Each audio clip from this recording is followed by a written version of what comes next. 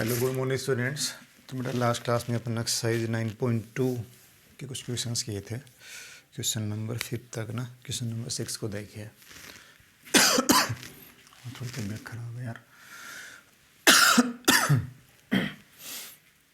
देखो बेटा, question number 6 ना, देखो लिखा हुआ है if a sum of certain number of terms of AP के कुछ टर्म्स हैं 25, 22, 19 ऐसे पी बेटा, इसके कुछ टर्म्स का सम कितना है 116। सम गिवन है, एस एन की वैल्यू गिवन है 116।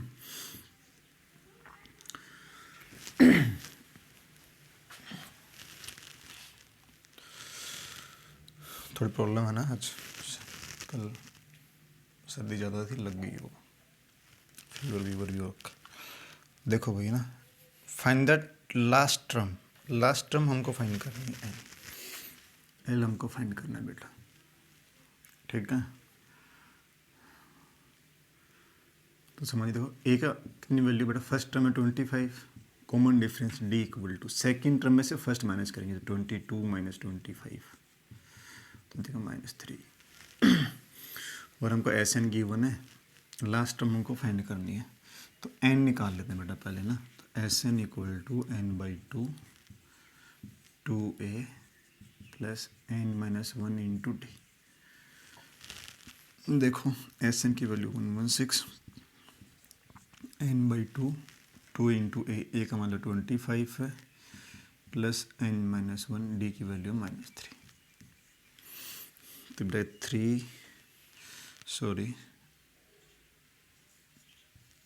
232 n इंटू ये 50 माइनस 3n प्लस 3, तो 232 इक्वल टू ये बनेगा बेटा n इंटू 53 माइनस 3n, ठीक है। इसको भी और सोल्व कर लीजिए।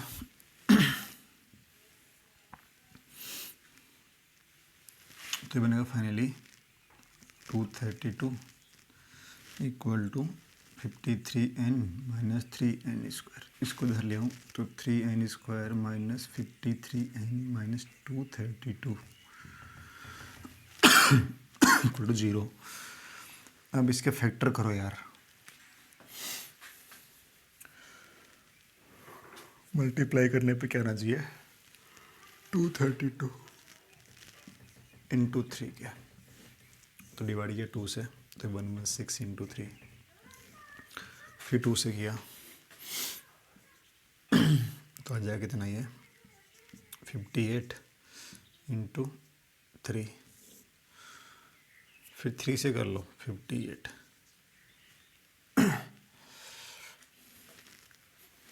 फिफ्टी 3 चाहिए हमें। चलो फिर 2 से किया कितना आ जाएगा 29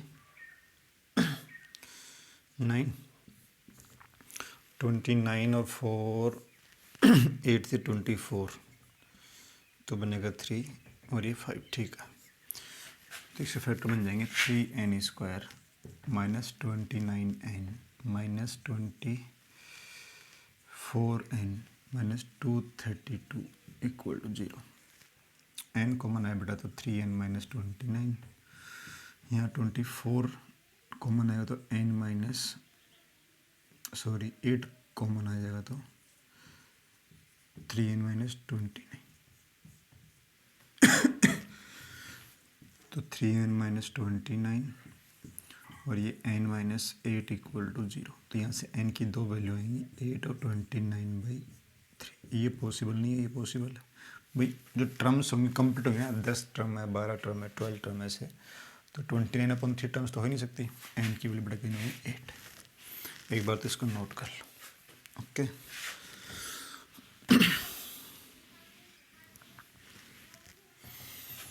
अगर आपके पास n आ गया, अब आ जाओ लास्ट टर्म हमको फाइंड करनी है, यानी an, 8th टर्म निकालनी है। तो l इक्वल टू या an equal to a plus n-1 into a की वैल्यू 25, एन की वैल्यू 8 माइनस डी की वैल्यू -3 है। तो 25 प्लस 7 इन -3 माइनस का 21, बेटा वैल्यू बन जाएगी 4। ठीक है, तो लास्ट टर्म क्या बनेगी 4। आई बात समझ में?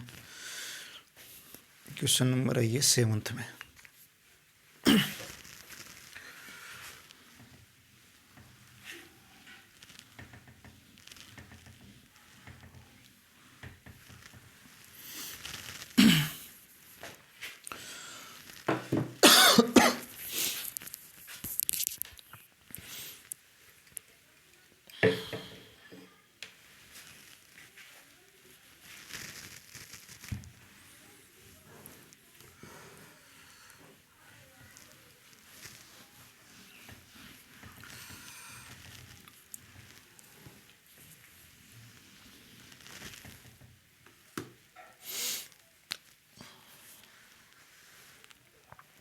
Find the sum of n terms of AP whose kth term, हमको क्या गिवन है, kth टर्म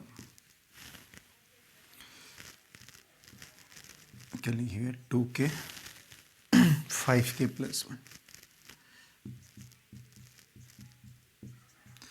जैसे मान लो मैं k की वैल्यू 1 पुट करता हूँ, k = 1, तो बेटा कौन सी टर्म आएगी, फर्स्ट टर्म आ जाएगी। ठीक है, तो क्या कि 5 × 1 + 1 6, k = 2 पुट किया तो सेकेंड टर्म हो जाएगी। तो ये 5 × 2 + 1 क्या बनेगा, 11। जैसे k की वैल्यू 3 पुट करी आपने तो ये थर्ड टर्म बन जाएगी। 5 × 3 + 1 तो 16, k की वैल्यू पुट करी 4 तो ये फोर्थ टर्म बन जाएगी। ठीक है, केथ टर्म थी ना ये, तो 5 × 4 + 1 तो कितनी बन जाएगी बेटा, 21। ओके, ऐसे टर्म्स बनेंगे आपके पास ये। Find the sum of n terms, तो हमारे बेटा इसकी फर्स्ट टर्म क्या बन गई पास 6, सेकेंड टर्म कितना 11, 16 ऐसे 20। हमें nth टर्म चाहिए, so sum of n term चाहिए, sum of n term. S N की वैल्यू हमें फाइंड करनी है। ए की वैल्यू 6 हो गई, डी की वैल्यू कॉमन डिफरेंस आएगा 5 तो एस एन = n/2। 2a का मतलब 5 है, सॉरी 6 है, प्लस n - 1 × डी की वैल्यू 5, तो बेटा बनेगा n/2। ये 12 प्लस तो 5n - 5, तो फाइनली बनेगा ये n/2 5n + 7, ये ऐसे बन जाएगा बेटा। ठीक है, नोट करिए इसको भी ऐसे। If the sum of n terms of AP is sum given, अब की बार बेटा ना, एक बार आप नोट करो, फिर अगला क्वेश्चन कराता हूँ बेटा आपको।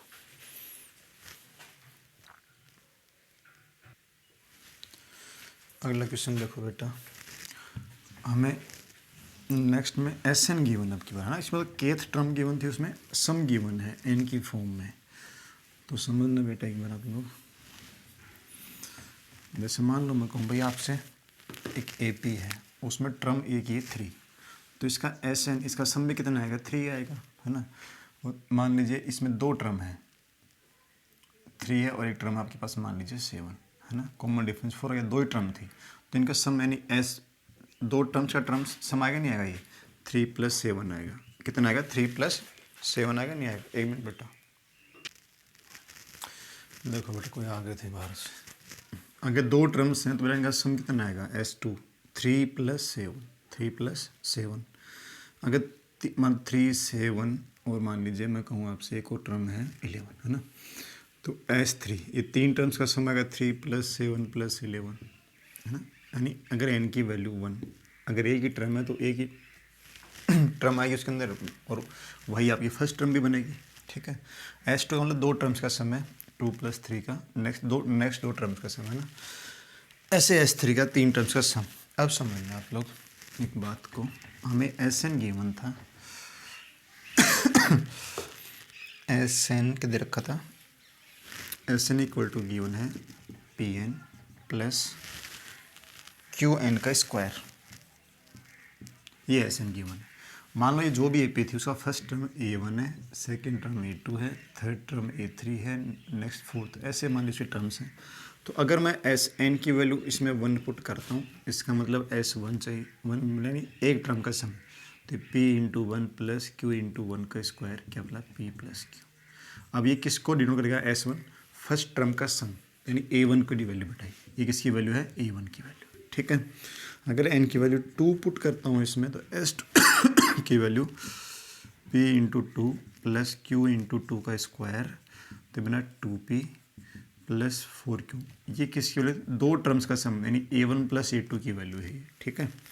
फिर ऐसे n की वैल्यू अगर 3 पुट करता हूँ तो S3 की जो वैल्यू बनेगी P इंटू 3 Q इंटू 3 का स्क्वायर मतलब 3P प्लस 9Q, ये बनेगा बेटा 3 टर्म्स का सम A1 plus A2 plus A3, A1 plus A2 plus A3, 3 terms का सम है ये, ठीक है। इतनी बात क्लियर, एक बार इसको नोट कर लो आप सभी बच्चे। अब समझना, आपने कहा सर A1 तो मेरा आ गया, कितना आ गया P प्लस Q आ गया, A1 प्लस A2 की वैल्यू है वो कितनी है 2P प्लस 4Q है। अगर A2 चाहिए तो उसमें से A1 घटा दूँ, ये तो मेरे A1 की वैल्यू, A1 की वैल्यू P प्लस Q। अगर A2 आपको निकालना है तो 2P प्लस 4Q में से क्या माइनस करना पड़ेगा P plus Q, A1 minus करना पड़ेगा, A2 की वैल्यू बनेगी P प्लस 3Q, ठीक है। तो मेरे पास A1 आया P प्लस Q, A2 बना P प्लस 3Q, ओके। ऐसे अगर A3 निकालना है तो A3 कैसे निकालोगे, इस सम में से A1 आपके पास A1 plus A2 plus A3 इसकी वैल्यू है 3P प्लस 9Q, तो बेटा A3 इक्वल टू होगा 3P plus 9Q minus A1 plus A2, इन दोनों को माइनस कर देंगे तो ये बड़ी A1 प्लस A2 की वैल्यू, तो ये 3P प्लस 9Q में से माइनस हो जाएगा 2P प्लस 4Q, तो ये बनेगा P प्लस 5Q, तो ये नेक्स्ट टर्म क्या बनेगी P प्लस 5Q, ओके। ऐसे ही आपके पास AP मिलेगी, first term P plus Q, next term P plus 3Q, उससे next 5P plus 5Q, okay.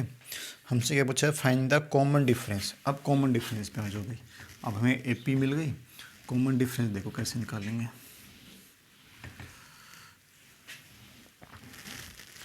तो कॉमन डिफरेंस एक D equal to A2 minus A1, second term में से फर्स्ट टर्म माइनस कर दो तो P प्लस 3Q में से माइनस कर दो P प्लस Q, तब कहेंगे सर ये P तो कट जाएगा, यहाँ से क्या बन जाएगा सिर्फ 2Q आ जाएगा, 3Q माइनस Q तो 2Q, तो डिफरेंस कितना आएगा D इक्वल 2Q, तो इसमें P प्लस Q है, 2Q ऐड किया तो P प्लस 3Q, इसमें 2Q ऐड किया तो P प्लस 5Q, ओके। तो चलिए बेटा आज की क्लास में इतना रखेंगे, ठीक है।